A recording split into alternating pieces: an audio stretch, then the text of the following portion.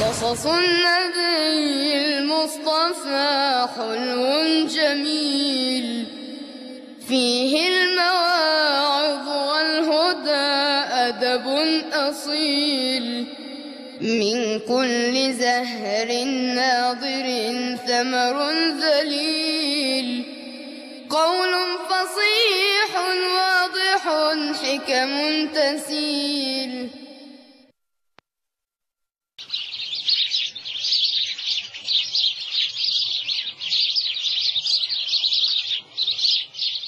ماذا ستحكي لنا الليلة يا عم؟ سأروي لكم قصة من قصص بني إسرائيل. هذه القصة كانت عن قوم يسكنون على شاطئ أحد البحار، وكانوا يعملون بالصيد، ولكن بنو إسرائيل كانوا دائما يعصون الله عز وجل، وكانوا إذا عصوه أنزل عليهم عقوبة بذنوبهم. وفي ذات مرة عصت تلك القرية ربها، فعاقبهم الله عز وجل بحرمانهم من الصيد يوم السبت، وشدد الله عز وجل عليهم في تحريم صيد يوم السبت تشديدا عظيما، ولكنهم احتالوا على الصيد. ثم ماذا حدث يا عم؟ هذا ما ستعرفونه في قصة الليلة. اروي لنا هذه القصة يا عم. إذن فاسمعوا يا أبنائي. كان هناك قرية يقال أن اسمها أيلة. هذه القرية كانت على شاطئ البحر، وكانوا يعملون بالصيد. أيها الناس، إن الله قد حرم عليكم الصيد يوم السبت بذنوبكم، فاتقوا الله ولا تعتدوا بالصيد، حتى لا ينزل عليكم عقاب من الله بذنوبكم. ولماذا لا نصطاد في هذا اليوم؟ لأنكم أكثرتم فيه من المعاصي والمخالفات، وهذه نتيجة معصيتكم. إني قد تعجبت لهذه الأسماك. عندما يأتي يوم السبت تأتي إلينا الحيتان والأسماك الكبيرة وتخرج لنا على الشاطئ، وكأنها تعلم أننا لا نستطيع أن نصيدها، وإذا انتهى يوم السبت اختفت الأسماك ونزلت إلى أعماق البحر. يا عجبا لهذه الأسماك. اتقوا الله ولا تصطادوا في يوم السبت، ولا تتعدوا حدود الله. ألا تخافون عقاب الله؟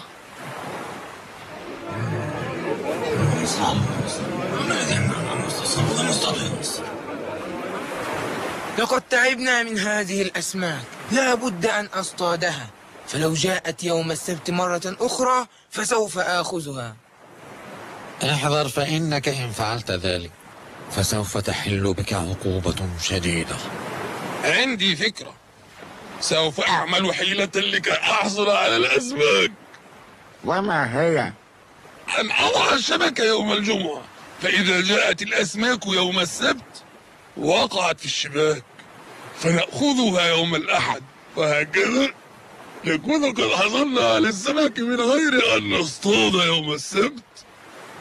وهل تظنون أن تلك الحيلة سوف تخفى على الله سبحانه وتعالى؟ إن الله يعلم سركم ونجواكم، ولا يخفى عليه شيء من أمركم. احذروا، فإن ذلك مكر وخداع، ولن تكون النتيجة في صالحكم أبدا، فلا خير في معصية الله مطلقا. وما يأكل هذه الأسماك الكبيرة السمينة نتركها لمن؟ اتركوها طاعة لله سبحانه، وسوف يبدلكم الله خيرا منها. ومن يتق الله يجعل له مخرجا ويرزقه من حيث لا يحتسب. ونتركها هكذا؟ اتركوها لأنها معصية، والمعصية عاقبتها سوء. صدقوني واتبعوا كلامي. أمتأكد أنت مما تقول؟ نحن سوف نصطاد على كل حال، ولن نترك هذه الأسماك. إني أخاف عليكم، وقد نصحت لكم وحذرتكم. هداكم الله. متى ينتهي يوم السبت حتى نذهب إلى الشاطئ ونأخذ الأسماك يوم الأحد؟ هيا هيا يا رجال لنأخذ الأسماك.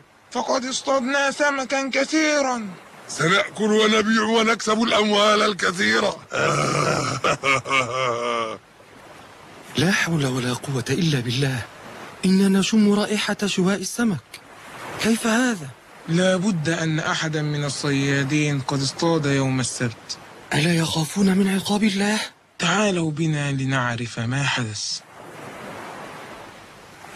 ما هذا؟ هل اصطدتم يوم السبت؟ نعم، اصطادنا وأكلنا واستمتعنا. لا تفعلوا، فإن ذلك حرام. لا تقولوا لنا لا، فلن يمنعنا أحد من الصيد. سوف نصطاد ونأكل ونستمتع. ولكن الله قادر على أن يمنعكم، ونخشى أن يعاقبكم الله ويعاقبنا معكم إذا جلسنا معكم وسكننا في قريتكم. لم تعظون قوما قد عصوا الله والله سوف يهلكهم؟ اتركوهم. معذرة إلى الله حتى لا يعاقبنا الله معهم. هيا بنا لنصطاد. هيا بنا لنصطاد. هيا بنا يا رجال لنصطاد. هيا. لا حول ولا قوة إلا بالله. إنا لله وإنا إليه راجعون. سوف تنزل عليهم عقوبة شديدة بما عصوا وخالفوا عهد الله الذي عاهدوه عليه. إني أخاف أن أعيش في هذه القرية الظالم أهلها. نعم، صدقت يا أخي، فإن العقاب ينال العصاة ومن عاش معهم ورضي بذنوبهم. وماذا نفعل الآن؟ لا بد وأن نخرج من هذه القرية ونعتزل أهلها، بل ونصنع بيننا وبينهم حاجزا حتى لا يأتوا إلينا ولا ندخل إليهم. ما هذا؟ لا حول ولا قوة إلا بالله. إني لا أرى إلا قردة صغارا وكبارا. قرود؟ ماذا حدث وأين أبي وأمي؟ وماذا حدث لأخي وأسرته؟ يبدو أن عقاب هؤلاء العصاة كان المسخ، وقد مسخوا إلى قردة. ولا حول ولا قوة إلا بالله.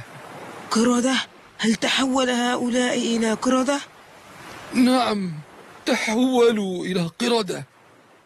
سبحان الله، تحولوا إلى قردة؟